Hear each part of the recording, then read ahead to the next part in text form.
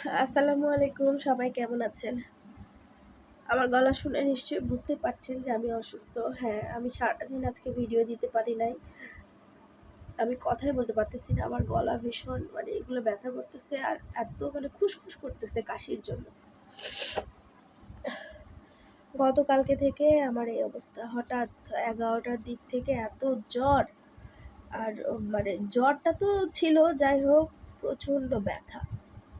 আপনার কোমর থেকে পা পর্যন্ত জ্বরের যে একটা ব্যথা।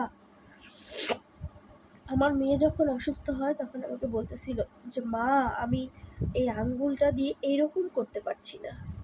তো তখন আমি কষ্ট পেয়েছি, কিন্তু আমি আসলে বুঝতে পারি নাই যে এত ব্যথা। তো যখন আমার গতকালকে জ্বর ব্যথাটা হচ্ছিল, বিশ্বাস করেন আমি এত বড় মানুষটা আমি কান্না করছিলাম যে ব্যথাটা আমি বলে বোঝাতে পারবো না, সেই পরিমাণে ব্যথা। যাই হোক, আমার ছেলে ছিল, আমার ছেলে আমার অনেক সেবা যত্ন করছে। কি আর করার, বাসায় একা হলে যা হয়। তো এখন আমি আজকে মোটামুটি সুস্থ, জ্বর আসে নাই। আর কালকে আমি একটা ব্যথার ওষুধ খেয়েছিলাম, যার কারণে ব্যথাটা আমার অনেক কম। কিন্তু ঠান্ডা আর এই যে চোখগুলো জ্বালা করছে, আর মনে হয় মাঝে মাঝে জ্বর আসতেছে।